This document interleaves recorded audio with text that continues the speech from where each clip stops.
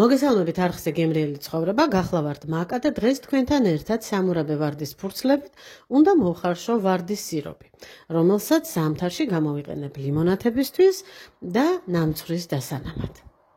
100 გრამ კარგად გადარჩეულ სამურაბე ვარდის ფურცელს დავამატე 1 ჩაის კოვზი ლიმონის მჟავა. ეს ყველაფერი ისე კარგად უნდა აისრისოს ხელით, რომ მუჩს ესე რომ მოუჭერთ ვარდისფერი წვენი გამოუვიდეს.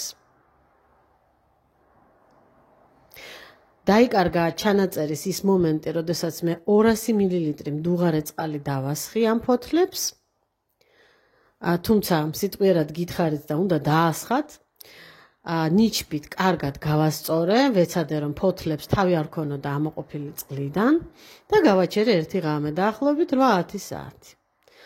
მეორე დილით აი ამ მასას ისე ვწურავ, რომ არც ერთი წვეთი ეს არომატული ვარდისფერი სამურაბე ვარდის ფურცლის წვენი არ დავკარგო. გავწურავ კარგად. ჯამში დარჩენილ წვენს რაღა თქმა უნდა საცერში გავცრი, პატარა წერტილები რომ არ გაყვეს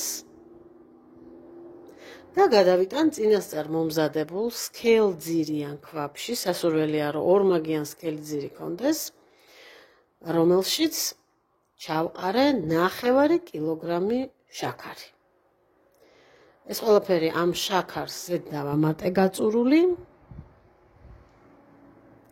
ამ სითხის და შაქრის გარდა ქვაფში უნდა ჩავამატო ასევე წყალი 300 მილილიტრი.